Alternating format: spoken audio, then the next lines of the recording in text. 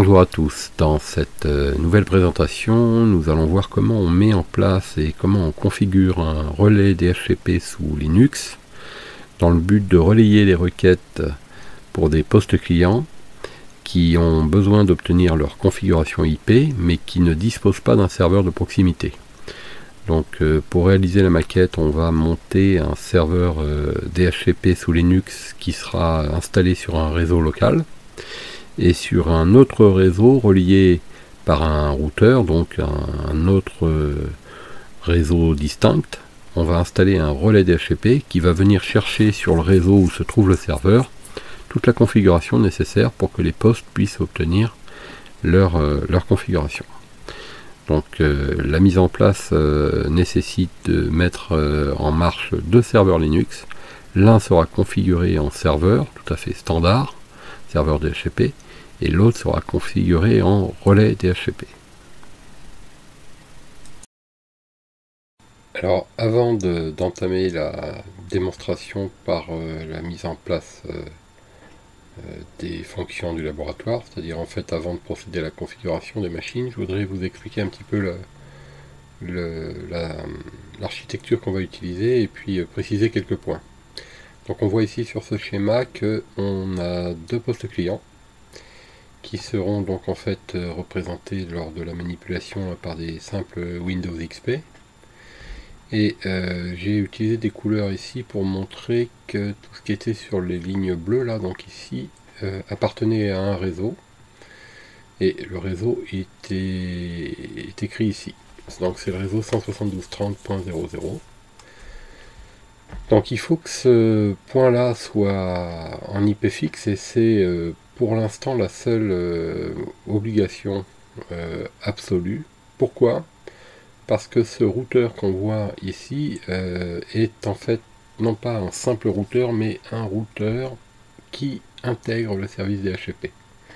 En fait là il s'agit d'une machine qui joue le rôle de box intégrant le service DHCP.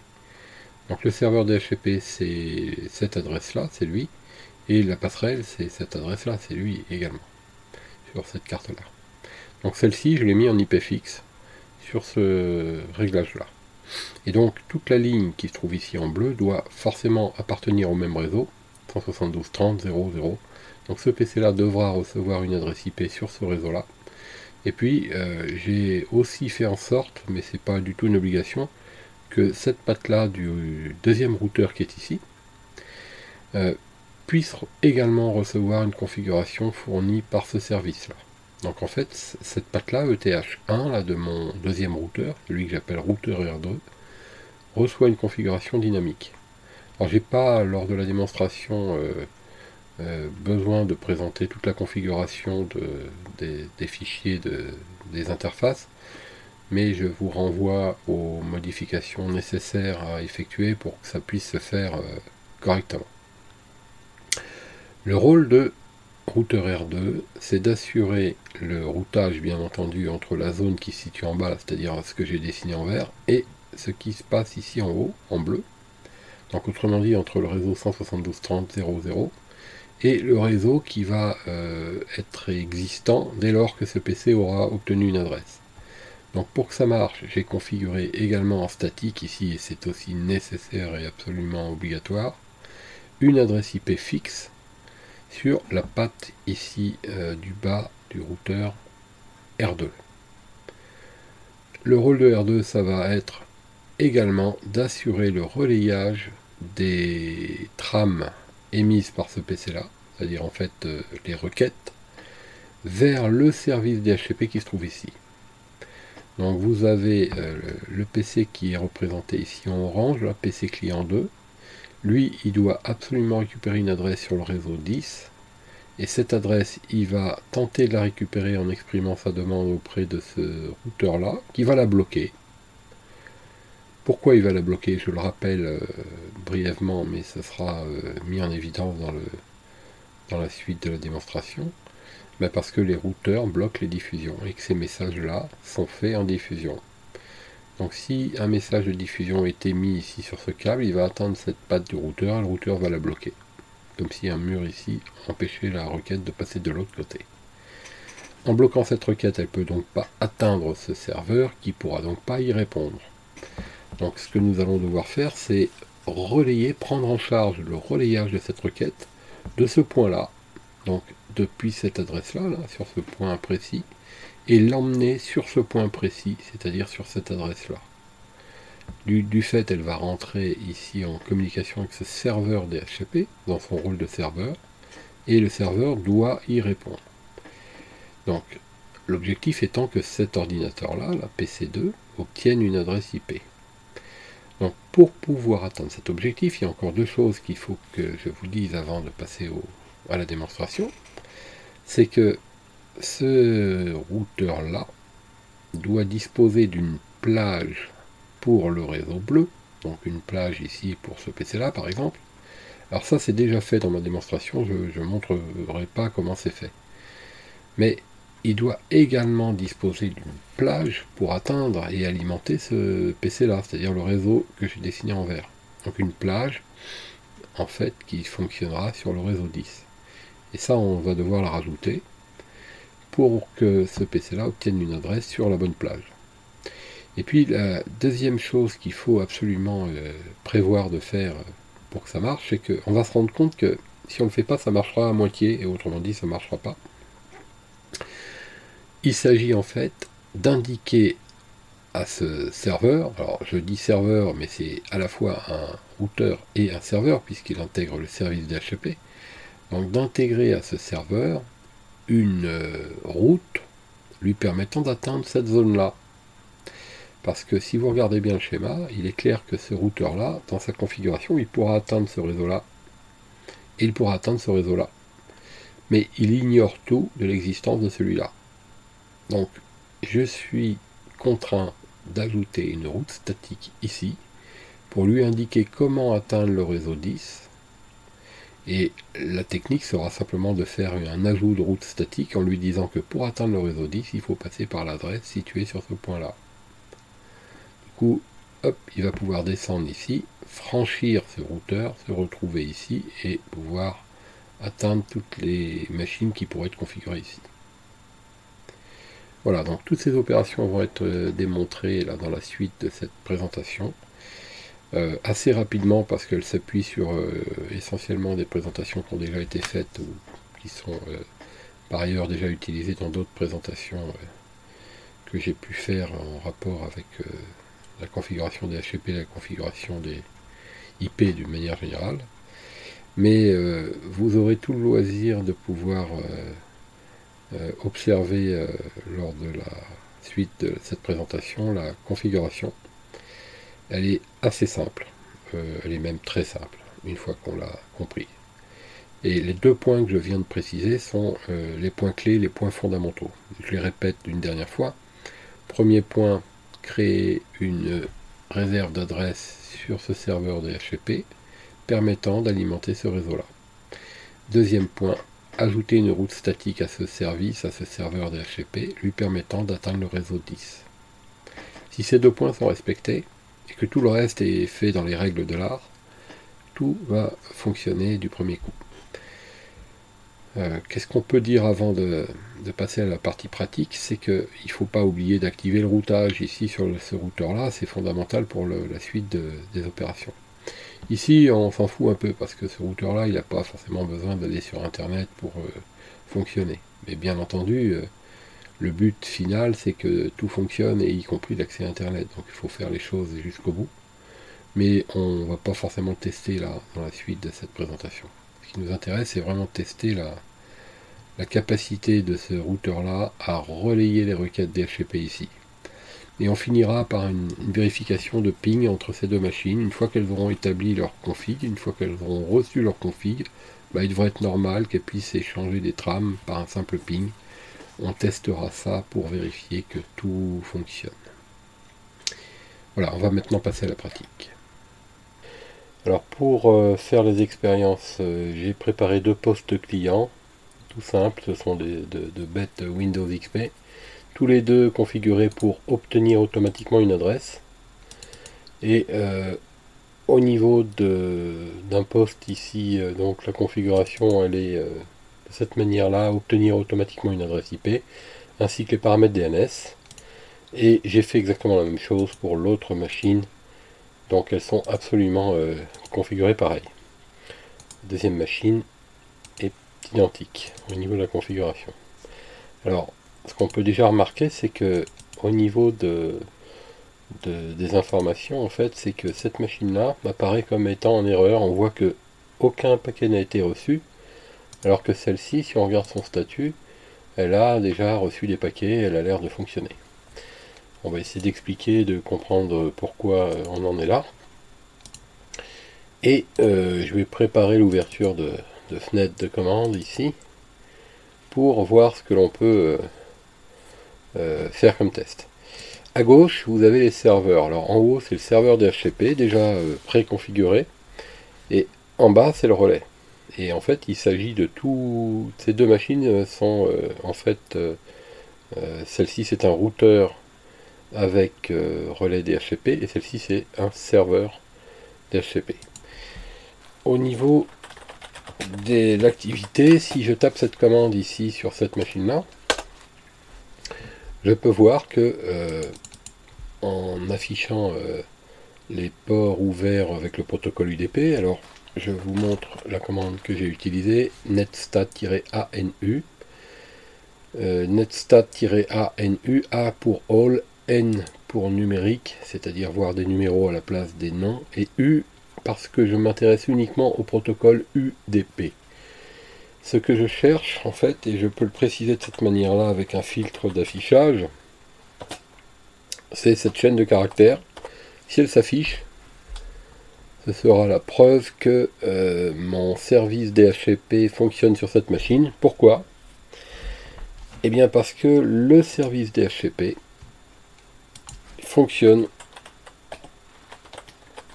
sur le port 67. Port du service DHCP, on va mettre.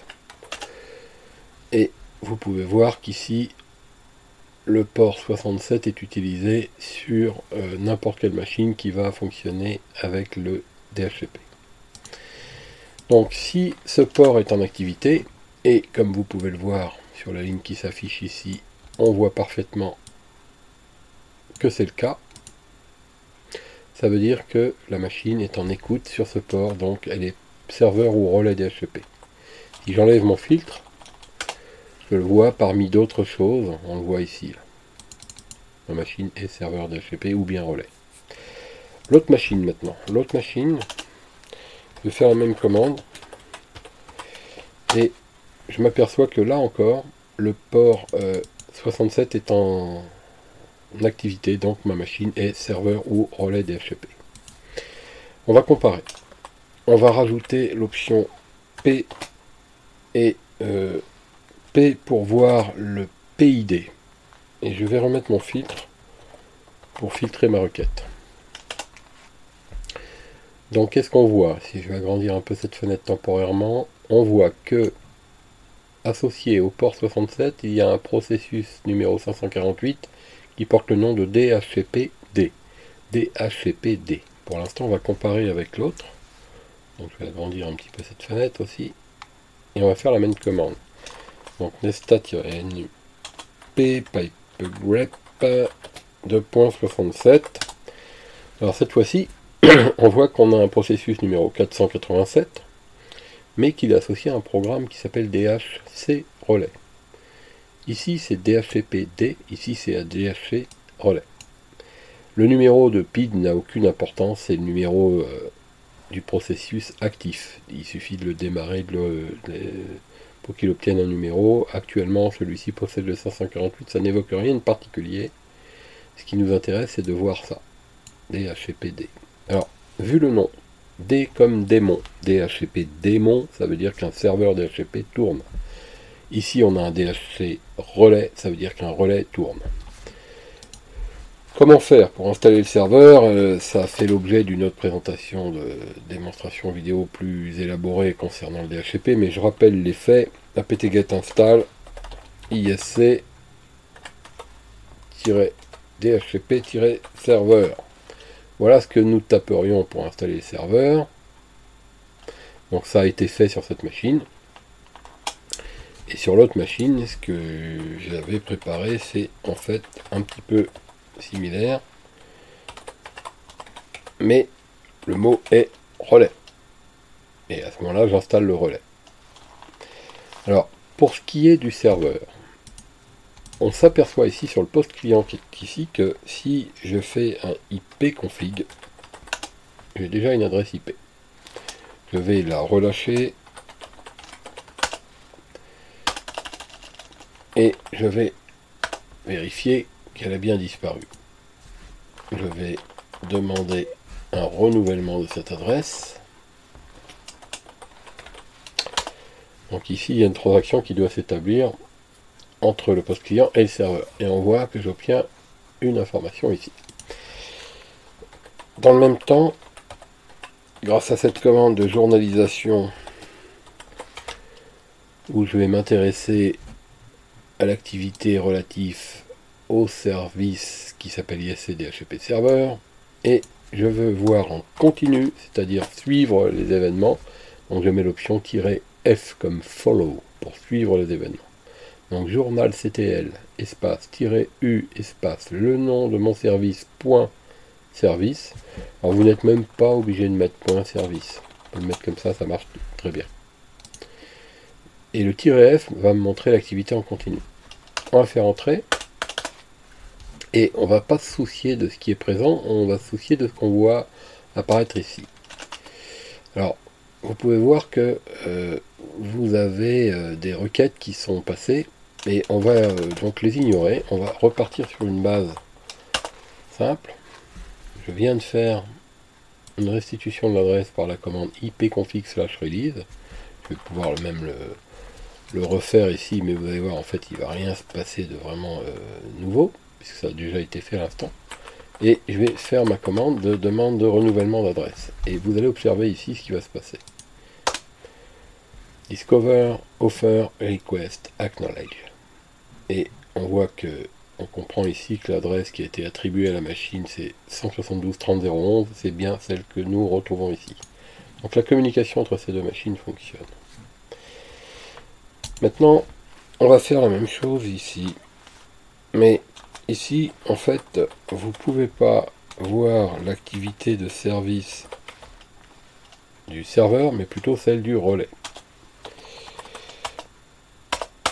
Et vous voyez que là, il nous dit qu'il a reçu des paquets de l'interface TH0 et qui semble être une erreur puisqu'il prétend que le réseau est désactivé. Néanmoins,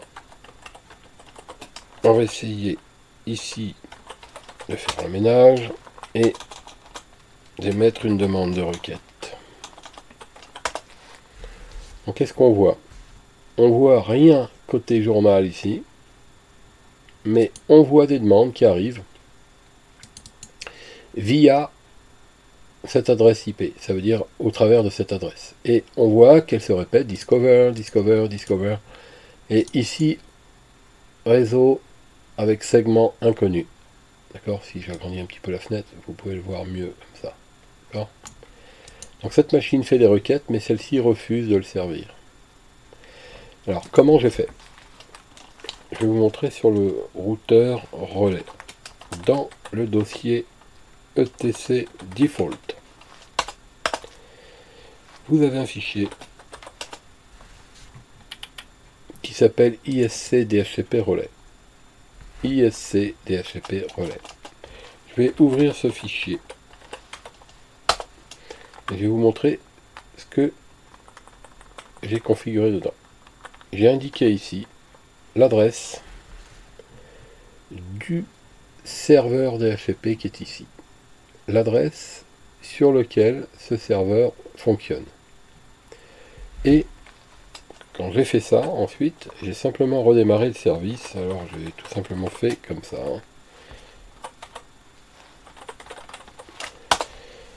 À ce moment-là, en faisant comme ça, ben, ça veut dire que, je vais vous remontrer le fichier, toutes les requêtes qui parviennent à ce serveur, ici, sont redirigées vers ce serveur. Et en l'occurrence, c'est lui. Et on voit qu'il y a une activité réseau qui fonctionne quand il s'agit de lui, mais il y a une activité réseau qui fonctionne à moitié, mais en fait pas complètement, quand il s'agit de cette machine-là. Hein, je vais relancer le renew, regardez bien ce qui va se passer dans la fenêtre ici. On voit le discover qui va se répéter, discover, discover, discover. Notre machine fait des requêtes, mais le serveur ne peut y répondre parce qu'il ne connaît pas le segment réseau qui correspond. Alors résumons. Cette machine-là est le relais DHCP. Je vais vous montrer. On va peut-être d'ailleurs le faire comme ça. Si on regarde l'adresse IP que j'ai configurée sur ma carte réseau ETH0. Elle est sur le réseau 10.0.0.254. Et cette carte réseau est reliée à ce PC. Donc ce PC-là, lorsqu'il fait sa requête DHCP, c'est-à-dire ce qu'il est en train de faire en ce moment même, il envoie sa requête sur forcément son réseau et elle aboutit à cette machine-là, par le biais de cette carte. Et cette machine possède une autre carte réseau qui est sur 172.30.0.12. 172.30.0.12 lui permet d'atteindre la machine qui est ici, qui est le serveur DHCP. Donc, du coup, lorsque le poste client qui est en bas fait sa requête DHCP, elle parvient sur cette carte réseau-là, elle est routée sur cette carte réseau-là et envoyée sur cette machine-là, c'est-à-dire sur tout le réseau qui est ici. Donc ce serveur récupère les requêtes, mais ne peut pas y répondre parce qu'il ne connaît pas de segment réseau correspondant à l'adresse d'où vient la requête. Donc il faudrait que le serveur DHCP qui est ici puisse avoir de quoi servir les clients qui se trouvent sur le réseau 10. On va résoudre le problème en modifiant la configuration que j'ai déjà établie sur ce serveur.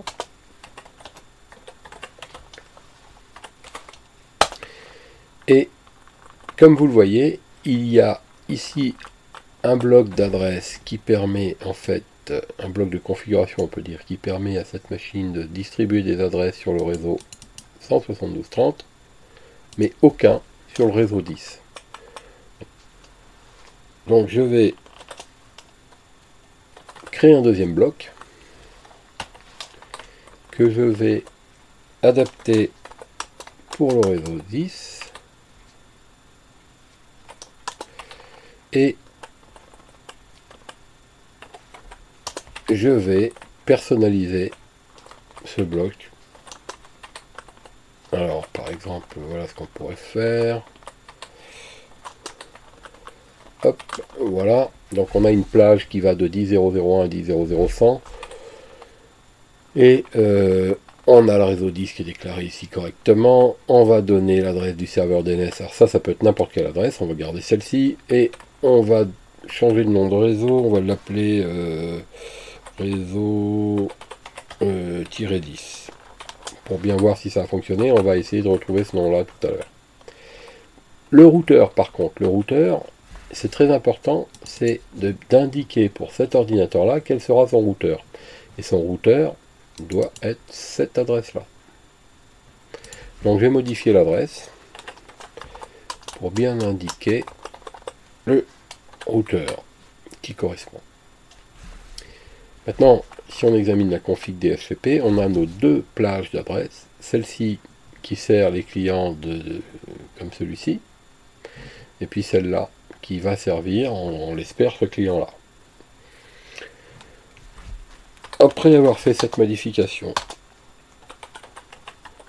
on redémarre le service DHCP, et si on n'a pas d'erreur lors du redémarrage, on va immédiatement, sans trop traîner en tout cas, surveiller l'activité de ce serveur. Alors on voit ici qu'il a démarré à ce stade-là, c'est ce qui nous intéresse. Maintenant c'est ce qui se passe en dessous de ce curseur qui m'intéresse. On va faire fonctionner ce PC-là pour voir si tout va bien. Et a priori, ça continue à fonctionner tout à fait correctement. Et on va faire fonctionner ce PC-là pour voir arriver les requêtes. Et regardez, on a un discover suivi tout de suite d'une offre. Mais ça tourne en boucle. Encore un discover suivi d'une offre. et ça va se perpétuer plusieurs fois comme ça, encore un discover suivi d'une offre. Donc si vous vous souvenez lors de la précédente présentation qui concernait la découverte du DHCP, du principe de fonctionnement de la relation client-serveur, et bien le client ici est en train de faire une requête qui s'appelle Discover, qui parvient bien donc au serveur, et le serveur y répond par une offre. Mais cette offre doit aboutir au niveau du client pour qu'ensuite il puisse ou pas faire la sélection de cette offre et finalement que le serveur puisse valider cette sélection par une quatrième et dernière requête. Et pour permettre ça, eh bien, il faudrait que cette machine-là soit en mesure de répondre à celle-ci, du moins au moins à ce réseau, puisque toutes les requêtes qui sont envoyées par ce PC-là sont récupérées par ce routeur. Donc sur ce réseau qui est composé de ces deux machines, il faut que cette machine puisse envoyer des données, envoyer ses réponses. Et ce n'est pas possible actuellement. Donc comment on fait? Eh bien on va rajouter une route vers le réseau 10. Il ne faut pas oublier de préciser le masque quand vous faites ça. En indiquant la passerelle. Alors la passerelle, la gateway en anglais, c'est donc cette carte-là. Vous verrez sur le schéma qui va accompagner cette présentation les précisions qui vont vous permettre de clarifier cette information.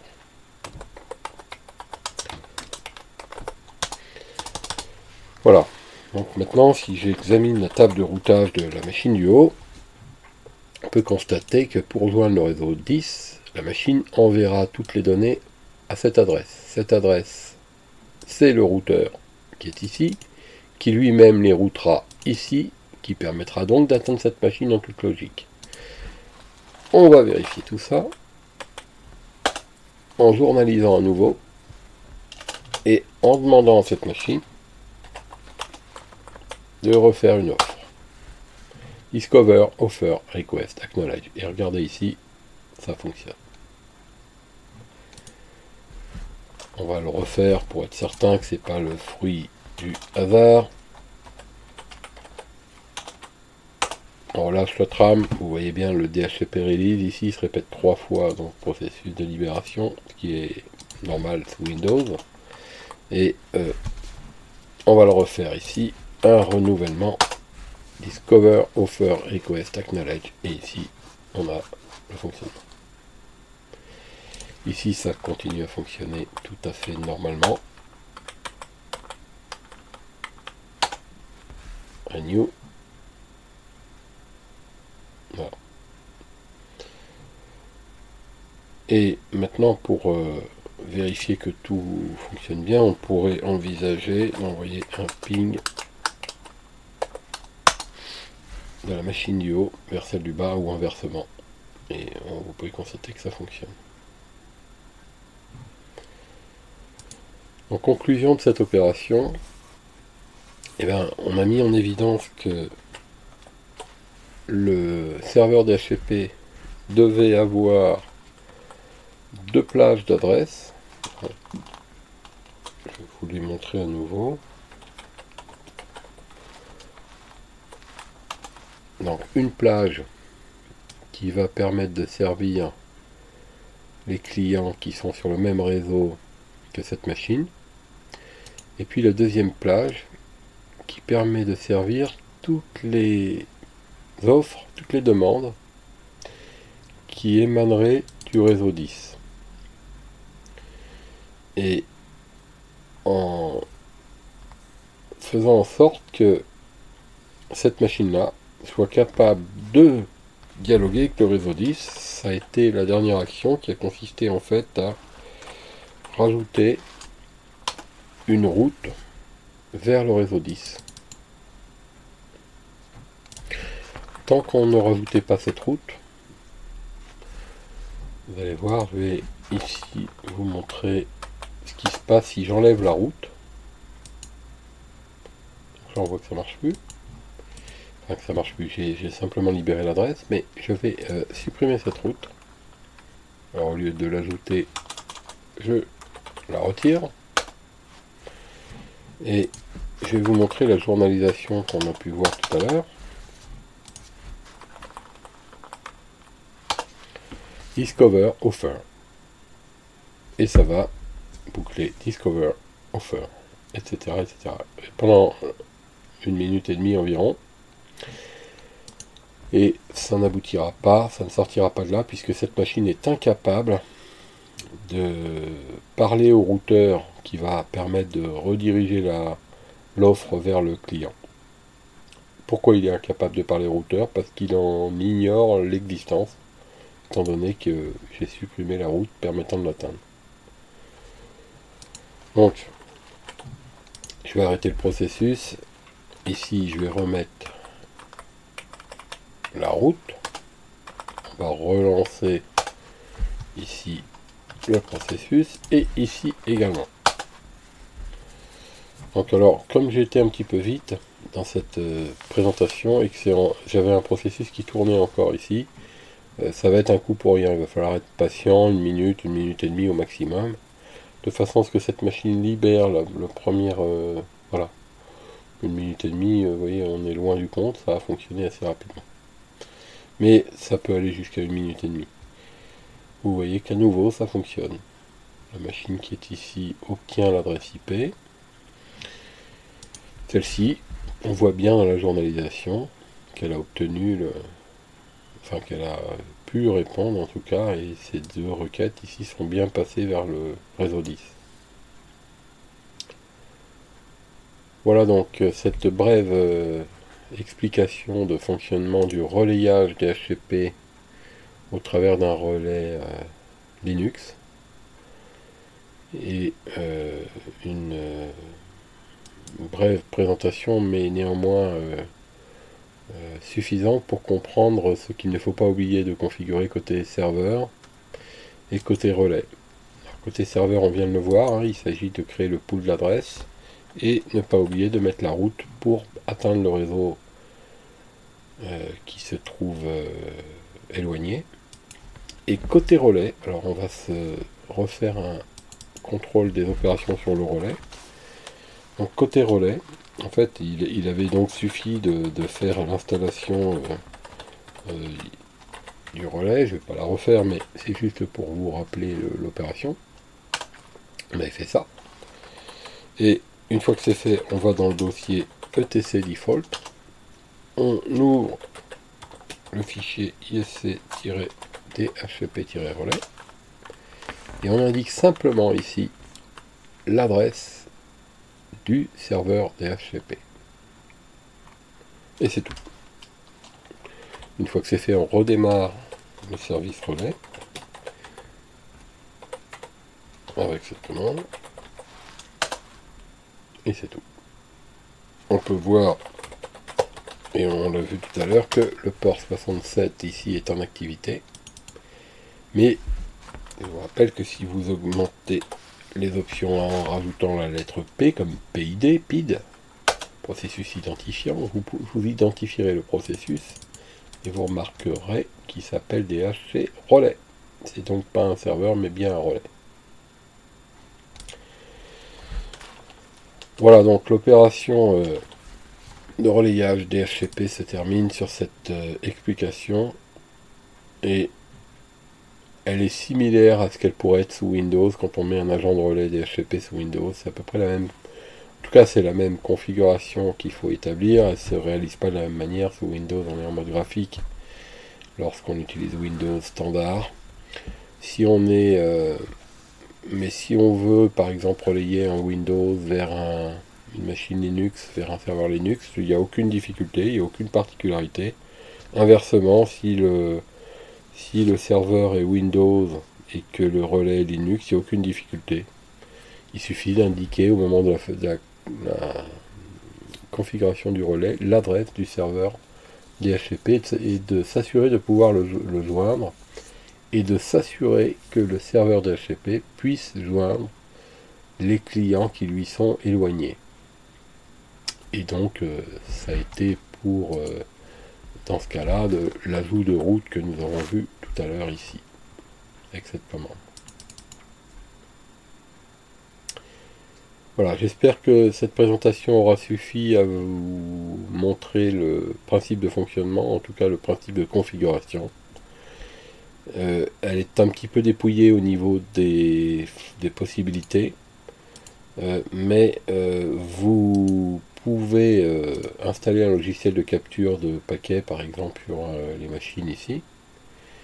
Et puis pourquoi pas faire une capture sur l'agent de relais ou le serveur pour pouvoir y voir d'un peu plus près les échanges. Bon, je terminerai par une remarque, c'est que sur le relais, en fait, il ne se passe pas grand chose quand on visualise le journal d'activité système. Donc c'est que une capture de trame qui pourrait nous montrer les informations au moment où elle transite. Mais il n'y a pas de journalisation effective sur le relais DHCP.